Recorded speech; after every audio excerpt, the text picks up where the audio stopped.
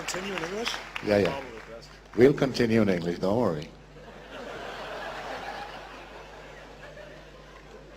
Now, please, ladies and gentlemen, first of all, let me say thank you to Ivo and your group for inviting me here. I wish I had money in your bank, but unfortunately I don't. I have another treasure that I carry in my head that I would like to share with you.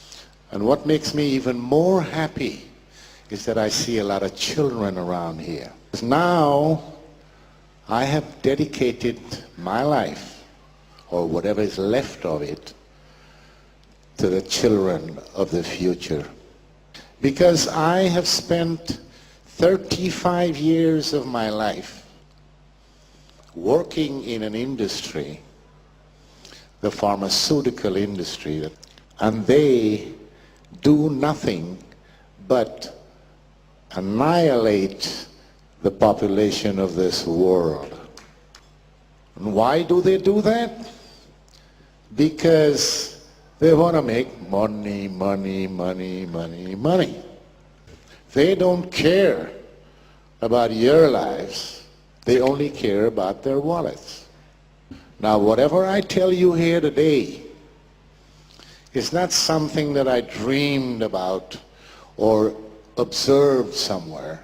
It's something that I have done myself.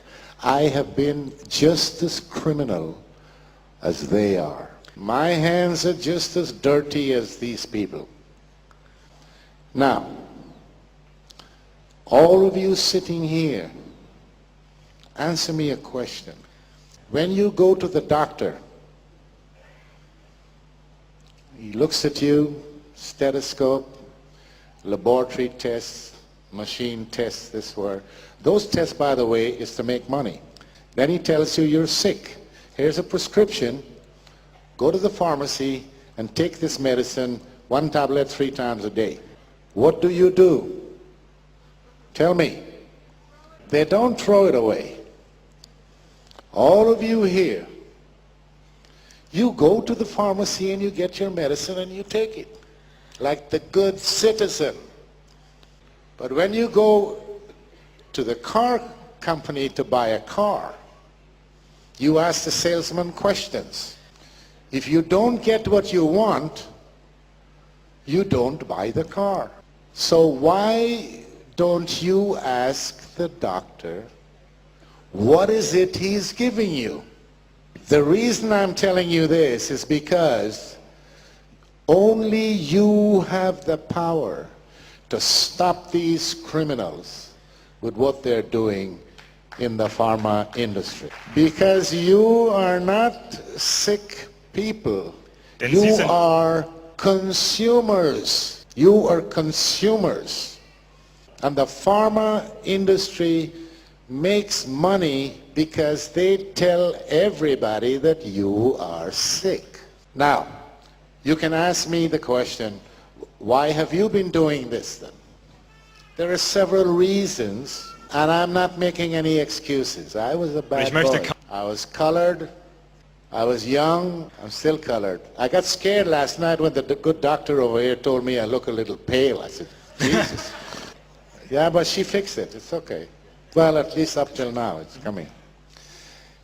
Anyway, the reason was that I was young. I was a colored man in the white world. I had to survive. The pharma industry gave me a good job. And I felt that I was in medicine because that's what I studied. So I started as a salesman. As a salesman.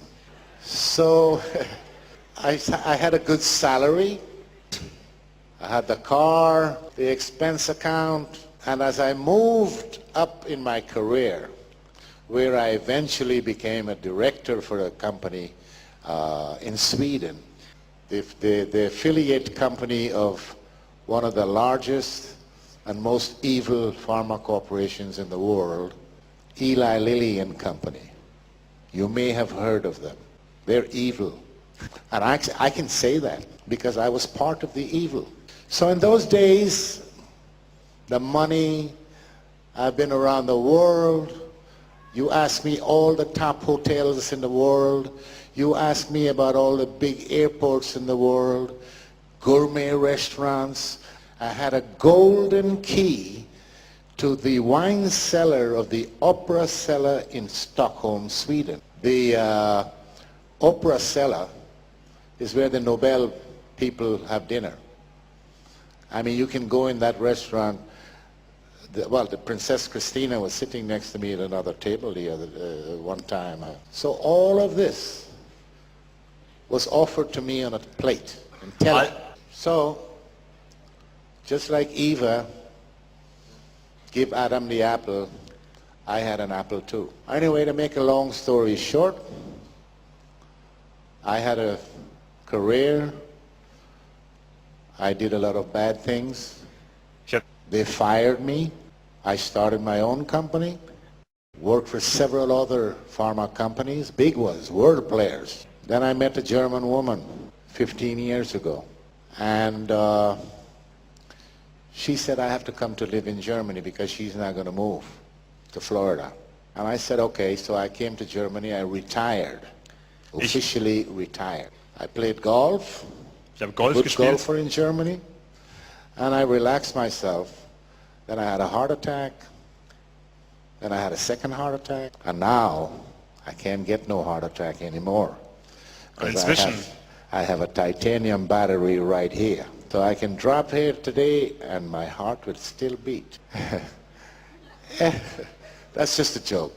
Anyway, no, it's not a joke. I have a pacemaker, but I mean the whole... Anyway, somebody, the power, I don't know, some people say God, some people say Jesus, some people say this. I call it the power. The almighty power blessed me and my wife with a child. I was 62 years old. This child is now 4.5. Now, when this child was born, he went to the pediatrician after the 6 months to a year, they make a checkup. The doctor checked the boy and said, yeah, he's healthy, he's fine. Now I need to give him his cocktail for Maasen. Now I had told my wife, nobody, no doctor, no professor, nobody gives my child any kind of medication unless they discuss it with me and I approve it. Now this doctor, well, apart from being lucky that I wasn't there, she threw my wife and child out of the clinic and said, we only treat vaccinated children. When my wife came home and told me that, I considered how lucky this woman was, because if I were there, believe me, I would have strangled her. How dare she refuse to have my child come to this clinic and she's practicing as a doctor? What happened to the Hippocrates, the oath of Hippocrates? When you become a doctor, you swear the oath. Primum non nocere. The patient comes first. That made me mad. So I researched this lady, and I found that she was sitting in a committee, or on a committee, with a politician and members of the pharma company that made the vaccine. And they're propagating to the government in Germany to introduce mandatory vaccination. So I started to do some research on what's going on in Germany in the medical business. I've never worked there. I only lived there. I got my pension from Sweden, by the way. I don't get anything from the German state or anybody. I found out also that general practitioners, just like this woman and other doctors, were prescribing psychotropic drugs to children. Shortly after that, I read in an article that was posted from the European Medical Association that they were going to approve the drug Prozac to give to children.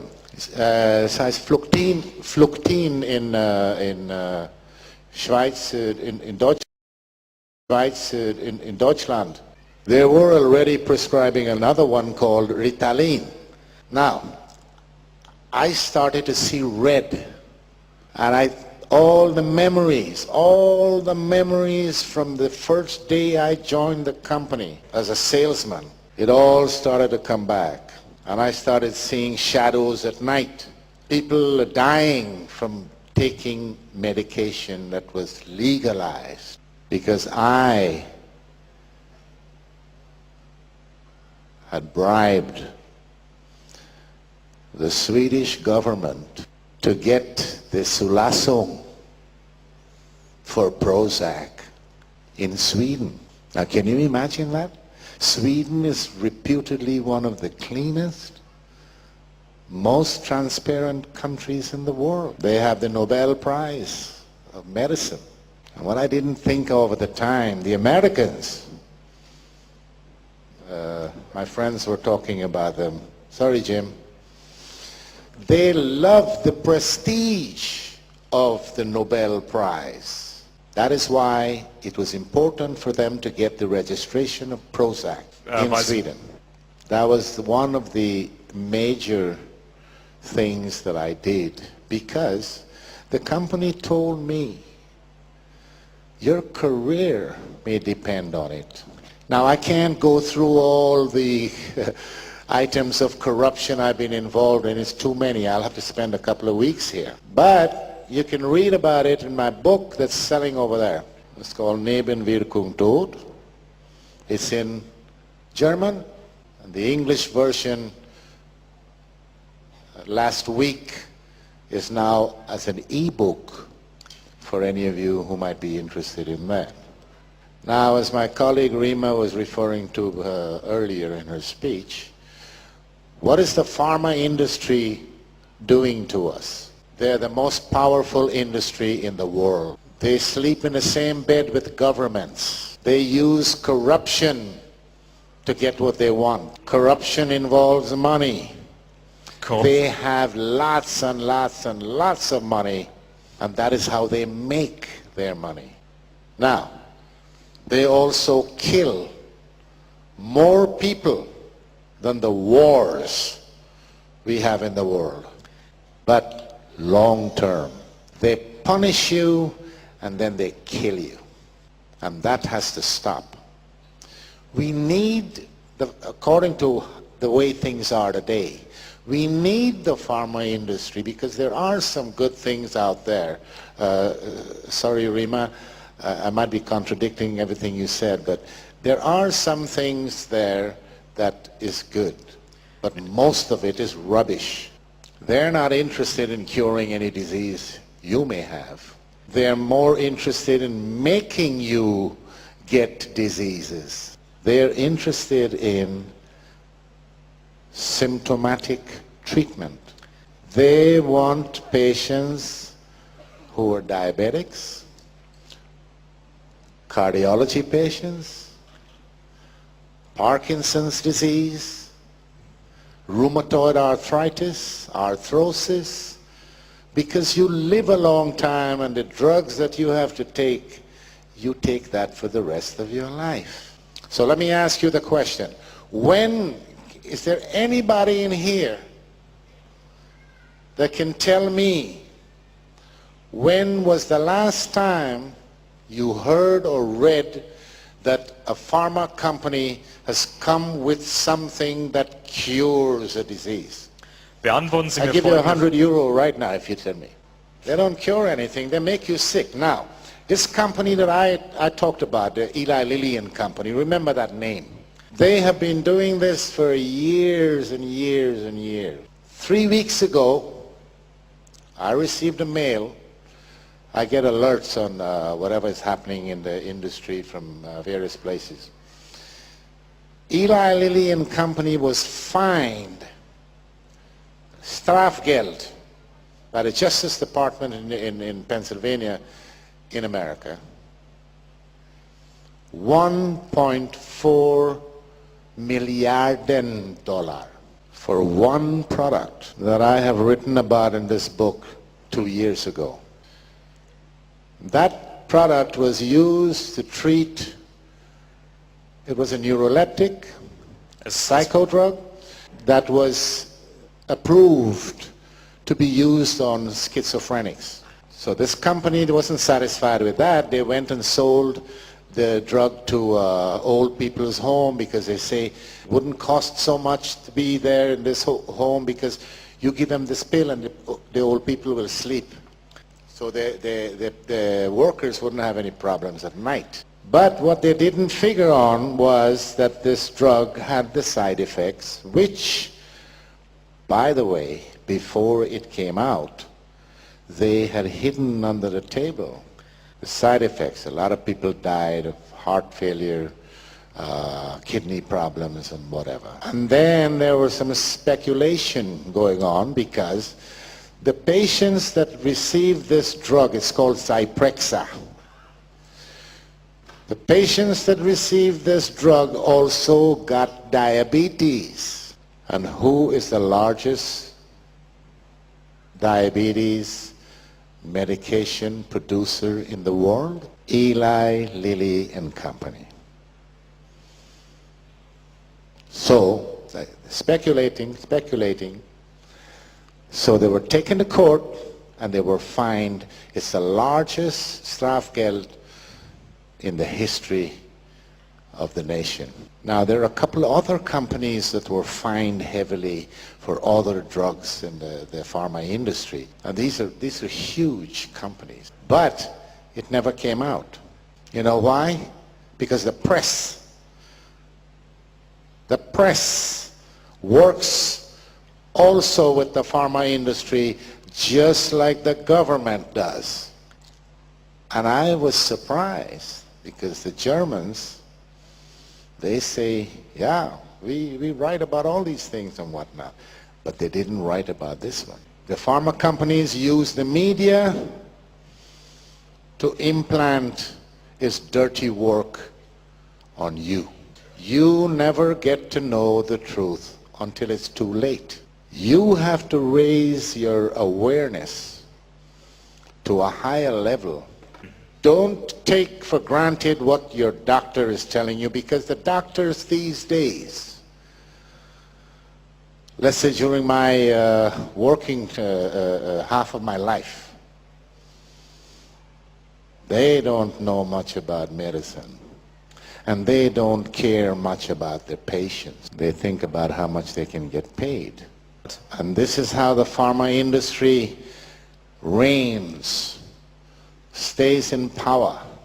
They buy the doctors. They pick them up when they're in medical school, 4th year, 5th year, pay their tuition, train them. Because the doctors don't get information from anywhere else except the pharma industry. And I know, because when I was a salesman, the pharma company used to tell me, never talk side effects. They taught us something called FAB, F-A-B, features, advantages, and benefits. Don't talk about side effects, that's taboo. I also know that they hide the dangerous side effects because I was in charge of a clinical study for Fluctine or Prozac. When the doctors came rushing into my office one day because we were running a small trial in one of the largest hospitals in Stockholm. The first week they started the trial, 2 of the patients tried to commit suicide. And this is a major side effect of these psychotropic drugs. We call them the SSRIs, selective serotonin reuptake inhibitor. That's a long fancy. It's called akathisia. The pharma industry, by law, is not obliged to give out information like that. Their friends in Washington made sure of that. Do you know that George Bush's father was on the board of directors of Eli Lilly and Company?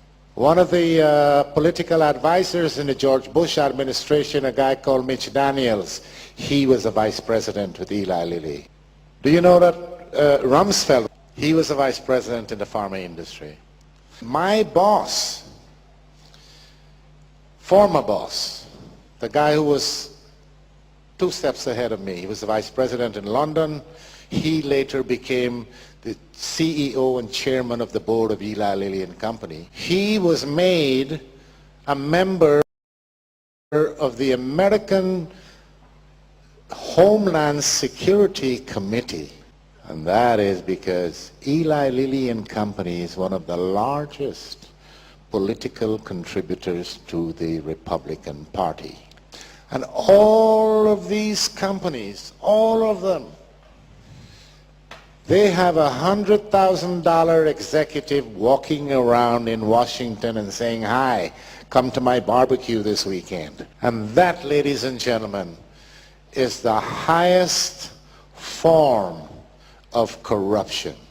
It's called lobbying. It's approved by your government. Well, I don't know which one I have. All of them the same. So who are we dealing with? What are we doing? What are we setting our children open for? Now here's the good news, not for them. Sales of pharmaceuticals were dipping because when you look at the logistics of the whole thing, the baby boomers are now us. Well, Die Leute, die man früher die not Baby... all, but yeah. Now we, the baby boomers, have gone into the long-term treatment. You know me. You know, I got a pharmacy that's about 20 kilometers away from where I live. For my medication with special delivery. You know why? I am one of their best customers.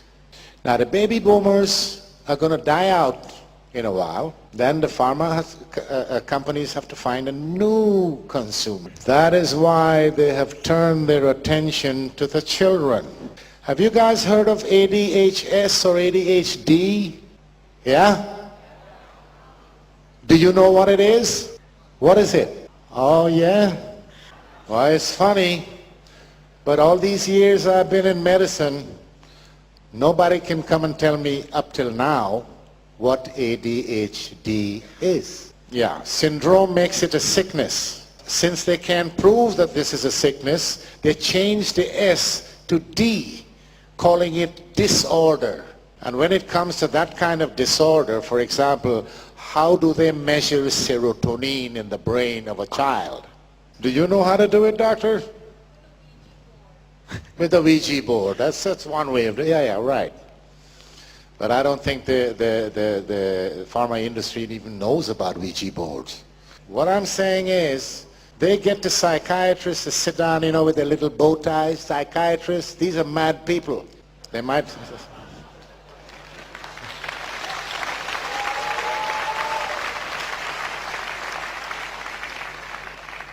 They sit every year, a few of them selected from around the world, and they sit in a room and they make up what they called the Bible for psychiatry, the DSM.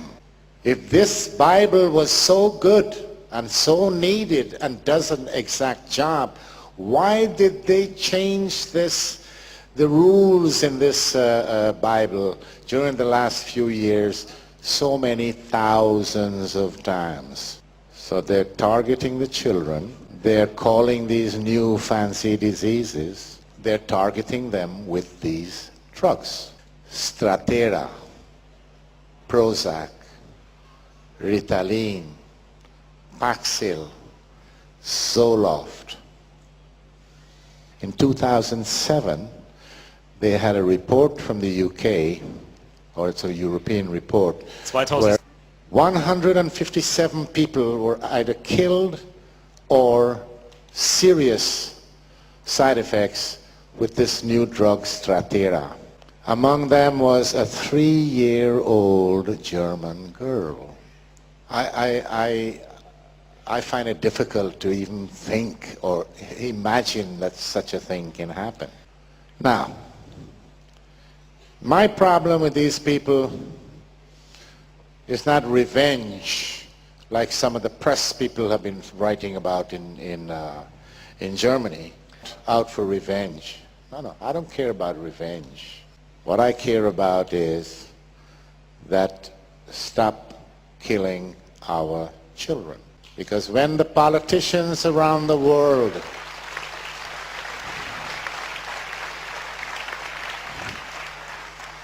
when the politicians and all the other idiots,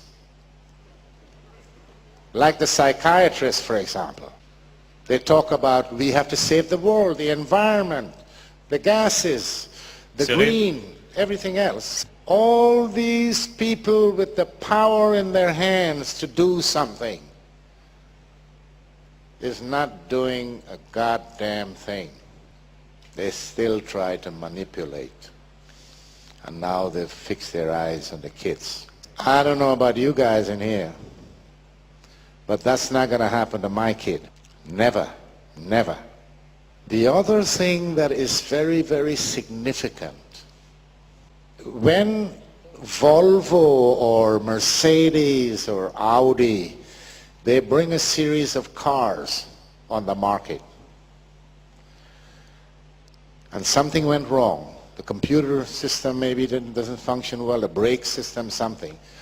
What do? They bring them all in. They fix the problem and then they go back and sell it. When a pharmaceutical company brings a drug that's killing people, what happens? The stupid politicians and the authorities, they say, okay, why don't you guys go back and take a look and see what is it that's wrong and see if you can fix the problem and still sell the drug. These companies still keep on selling the drugs. And I'm not talking about miljarden pro jaar. That's a lot of money. Now the company I worked for, this Lilly, they said to me and all my comrades and workers, oh, we work for the betterment of the human race. We work towards getting their wallets empty. But they claim that they give $1 million a day to research. That's $365 million a year. Now I have been with them, that company, I was with them for 10 years. So you take 365 and multiply it by 10, that's over $3 billion. And they couldn't even bring out a better aspirin than they have. So they're bringing SSRIs. They are called SSRIs. When they told me that this new group of drugs was coming, they said, if we give it away, we will make money. That's how cheap it is to make. And Prozac, the drug that I bribed the Swedish government with to register, is the first ever blockbuster of the pharmaceutical industry. That is $1 billion a year. I have a lot more, but right now, fortunately for me, that has become my insurance. Plus, I have to save a little bit for my next book. It's all coming. Hopefully, the book will be finished by the end of this year, early next year. In the meantime, I will continue to speak wherever I'm invited, because I can write 100 books. If my message doesn't get to the people, to the consumers, nothing is going to happen. We have to get out of the grip of these people. Public outcry. Public outcry brought the Berlin Wall down. Public outcry can clean the pharma industry. Just get some control. Put some transparency into the business. And when your politicians stop filling their pockets and start to do something, that's difficult. It's difficult to get politicians to do anything because they don't have anything to think with. And you journalists out there, maybe there are some journalists out there, and maybe there are good ones out there, but stop thinking of writing your articles that somebody's going to buy, or you're not going to get the Pulitzer Prize anyways. Start to write the truth. The truth is the only weapon.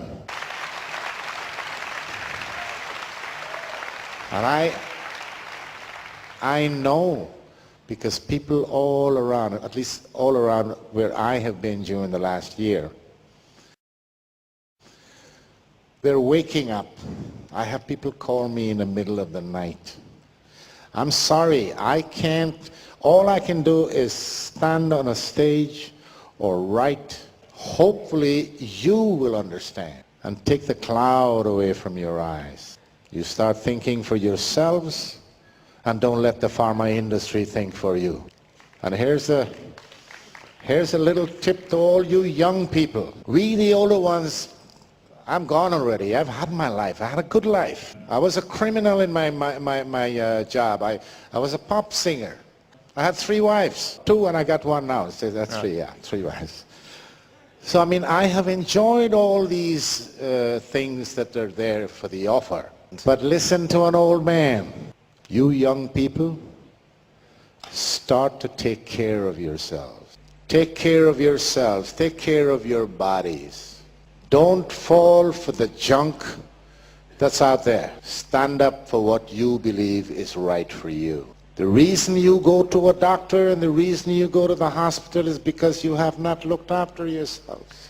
If you look after yourselves, you don't need to go. It's like the car. Tune up the auto. Use the right gas. Change the windshield wipers. Maintenance. If you do that, you don't need to see the mechanic. But if you don't maintain the car, then you have to go to the mechanic. It's not going to run properly. It's the same thing with your life. So, I am not going to get into more details about all of this. I've told you some of the important facets of the pharma industry, and you can believe it, you can take it to the bank, what I have said to you. You can do your research, and you will find that I have worked in every single department except production. All the other facets of the industry, I have worked in them. I know. So, ladies and gentlemen, it's been very nice meeting you people. I will now leave this speech open for questions. If you have any questions. There seems to be a contradiction between the 2 presentations. Codex Alimentarius wants to eliminate populations. So how does Big Pharma ensure future profits if Big Pharma is killing off the people? Big Pharma is not killing off the people. But that's what Madame Leibov said. That's the goal of Codex Alimentarius. Okay. Let me. What I have heard from her, and what I have thought about is that she said that Codex Alimentarius, they make you sick with the food, right? Let me ask you a question. Are you with any organization? Sind Sie Teil irgendeiner Are you with Gruppe? Scientology or any of these people? Not at all, no, not at all, no. Because I met Scientology came up to me out there. From no organization at all, no. I don't take any drugs, by the way. So we're getting, I just go to the homeopath. We're getting, Yeah. Do you believe in what you're getting from the homeopath? I think it works. I started only a year ago, I guess. Yeah, it works. And you know, I agree with you in that the pharma industry is mostly here for making money. And I agree with your things that they... Rima, you talked about some key individuals who started not just Codex but started modern medicine. And I mean, it seems to be a contradiction. Well, what happens if the pharmaceutical industry kills off all the consumers? Well, here comes in the people above the industry. It seems confusing and contradictory on the face of it, and I wanted to make two comments. So I'm very glad that you asked that question. The first comment is that in a consumer-based economy, what we're talking about makes no sense. In a consumer-based economy, you want more people to buy more things. But you remember in my talk that I talked about the neo-feudalists. We are moving toward a new economy. You may notice that the economy that we've all grown up with and understand is in its death throes. And this is no accident. This is engineered, carefully engineered over a very long period of time. The new feudalism, which has been predicted for hundreds of years, needs three classes of people. The new feudalism, as defined by the new feudalists, needs, first of all, the neo-aristocrats. The second class is their servitors, their servants, their serfs. And the third class is their technicians. In their insane planning, that comprises about 10% of the world's current population. Now, if they have their way, and I have treated, as a physician, I have treated a reigning monarch who explained that this was the plan that she was raised with. She was not a young woman. And the plan is underway. We have the power to stop it. I wanted to make one other point, and that was about what you were saying, John.